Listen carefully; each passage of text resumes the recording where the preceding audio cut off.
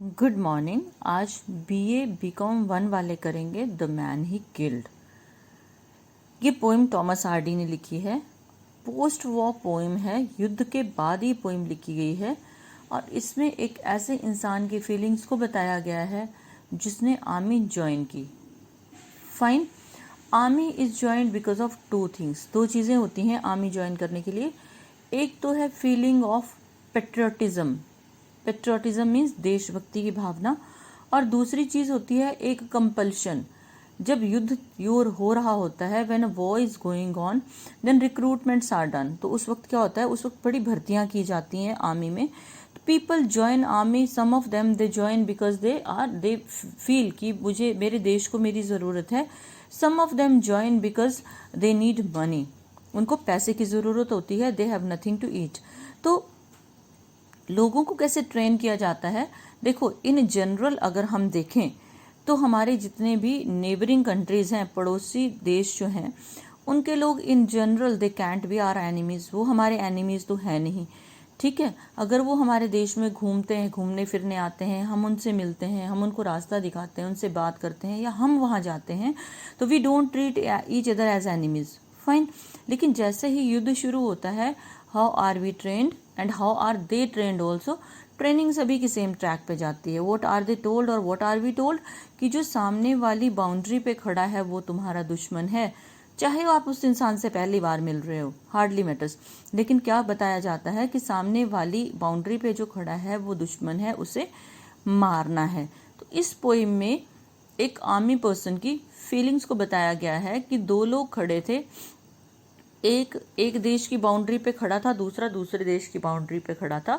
देवर enemies. उनको बताया गया था कि आप एनिमीज हो। सो दोनों ने एक दूसरे की तरफ गोली चलाई। अनफॉर्चुनेटली और फॉर्चुनेटली एक की गोली मिस होगी और एक की गोली जो है वो दुश्मन को लग गई। That very enemy was killed. जो पहली बार देखा उस इंसान को हमने मार दिया। और उसको मारने के बाद जो बच गया आर्मी पर्सन, उसकी फीलिंग्स को इसमें बताया गया है कि वो क्या सोचता है। बेसिकली वो ह्यूमन बीइंग है, टेंडर हार्ट है। वो क्या सोचता है, वो ये सोचता है कि अगर हम शांति के वक्त में मिले होते, पीस टाइम में मिले होते, तो हम लोगों ने एक दूसरे से अपनी फीलिंग्स को शेयर करना था, बैठना था, फ्रेंड्स होना था। लेकिन हम लोग कब मिले, वॉर टाइम में मिले। So we became enemies. तो हम शत्रु बन गए तो हमने एक दूसरे पे गोली चलाई। और एक चीज दोनों की कॉमन है, व्हाट इज इट, कि उन लोगों ने आर्मी को ज्वाइन क्यों किया। तो उनकी एक कॉमन चीज है, दे ज्वाइंड बिकॉज उनके घर में खाना खाने के लिए कुछ नहीं था, सब कुछ बिक चुका था, उनके पास कोई ऑप्शन नहीं थी सर्वाइवल की। तो उनको क्या लगा कि आर्मी ज्वाइन करेंगे तो पैसे मिलेंगे, फूड मिलेगा और हम सर्वाइव कर पाएंगे। सो जो थॉमस हार्डी ने जो ये पोइम लिखी है, it is a post war poem. Post क्या होता है, बाद वाली। जैसे पोस्ट ग्रेजुएट आपने वर्ड सुना होगा, तो वो पोस्ट वॉर पोइम है, युद्ध के बाद वाली है। और अगर प्री लगा होगा किसी वर्ड में, जैसे आपने सुना होगा प्री पीएचडी सुना होगा, प्री स्कूल सुना होगा, तो वो स्कूलिंग से पहले। जब आप प्री किसी वर्ड पे लगाते हो तो बिफोर आ जाता है, और जब आप पोस्ट का मतलब है तो पोस्ट मतलब बाद वाला। So let us start this poem. In this poem, Hardy brings out the senselessness, कि जो एक सेंसलेस फीलिंग है हमारी, जिसको हम महसूस नहीं कर रहे हैं। सेंसेस क्या होती हैं, हमारे जो इंद्रियां हैं, 5 सेंसेस हैं। तो यहाँ पे क्या आएगा कि हमने सोच समझ अपनी बंद कर दी है। That is called senseless. And insanity. Insanity is पागलपन, मैडनेस ऑफ वो, कि युद्ध की सेंसलेसनेस और पागलपन को दिखाया है। इंडिविजुअल सोल्जर्स, तो सिपाही हैं, who kill one another on the battlefield. Battlefield is युद्ध का मैदान, कि वो सोल्जर्स, सिपाही जो एक दूसरे को युद्ध के मैदान में मारते हैं। They have no actual enmity. उनकी आपस में तो एक्चुअली तो एनिमिटी है नहीं, एनिमी से बना है ये वर्ड। उनकी कोई दुश्मनी नहीं है। फॉर दोज हुम दे अटैक एंड किल, जिस पे वो अटैक करते हैं, उनको मारते हैं। If they happen to meet as strangers from different lands in peace time, कि अगर वो शांति के वक्त में अनजान अजनबियों की तरह मिलते, they would treat each other as fellow human beings। उनका ट्रीटमेंट कैसा रहता, साथी इंसानों की तरह, जैसे नॉर्मल ह्यूमन बींग्स रहते हैं। शेयर देयर एक्सपीरियंस, तो वो क्या करते, वो अपने एक्सपीरियंसेस शेयर करते, maybe even offer each other some help in case of difficulty, या वो एक दूसरे को कुछ हेल्प ऑफर करते जब वो दिक्कत में होते।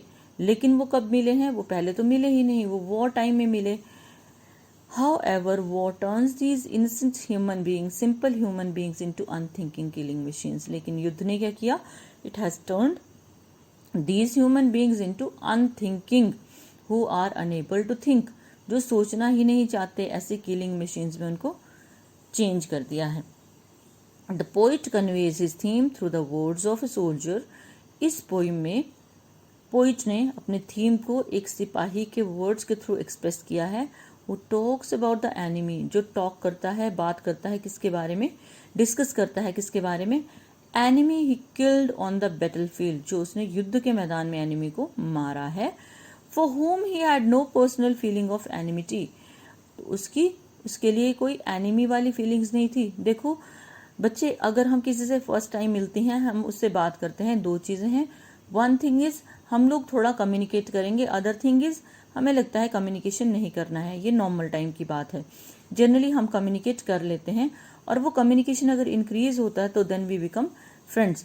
लेकिन अगर कोई वॉर टाइम में मिलता है तो हमें सिंपल सा एक बेसिक चीज बताई जाती है, उन्हें भी और हमें भी, कि यू आर एनिमीज, जो सामने वाले बॉर्डर पे है वो आपका दुश्मन है। हमें पता नहीं है उसके घर के क्या हालात हैं, हमें ये भी पता नहीं है वो कैसा सोचता है, हमें ऐसा भी पता नहीं है वो मेरे बारे में क्या सोच रहा है।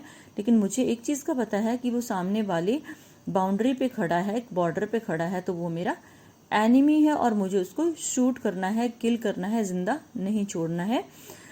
That other soldiers too had probably joined the army because of his country, simply because he was unemployed. कहते दूसरे सिपाही ने भी शायद आर्मी को ज्वाइन किया होगा अपने देश की, प्रोबेबली शायद, ही वॉज अनएम्प्लॉयड, वो बिना जॉब के था, and had no other means of livelihood. Means क्या होता है, साधन, मीन होता है घटिया, MEAN, और मीन्स होता है साधन, और एक मीनिंग होता है अर्थ। तो इनके अलग अलग शब्द का अलग अलग मीनिंग है, कंफ्यूज नहीं होना है। And had no other means of livelihood, lively होता है जीवन, जीविका का कोई साधन उनके पास नहीं था। In the poem, the speaking soldier is acutely conscious of the bond of their common humanity. और जो बोलने वाला सिपाही है वो he is well aware, acutely conscious means वो alert है, aware है किस चीज से, the bond of common humanity, मानवता का जो बंधन है जिसमें हम एक दूसरे की हेल्प करते हैं, उसको जानता है। which was forgotten, लेकिन वो भुला दिया गया था, उसको ट्रेन किया गया था उसको भुलाने के लिए। when they had to fight as soldiers of opposing armies, जब उनको opposing armies, opposite armies के सिपाहियों की तरह लड़ना था, तो उसके अंदर का जो एक इंसानियत वाला भाव है उसको हटा दिया गया था। उसको कैसे ट्रेन किया गया था, you are a soldier, you have to kill the very person और the soldier of the other country. वो जो दूसरे देश के जो सिपाही हैं वो हमारे शत्रु हैं और हमें उनको किल करना है या उनको मार देना है। So that very man killed the person, दूसरे आदमी को उसने मार दिया। उसको मारने के बाद उसके अंदर की जो फीलिंग्स हैं they are expressed in this very poem. So today what you will do, you will just listen to the content I am sending you, and tomorrow we will go through the poem. Thank you.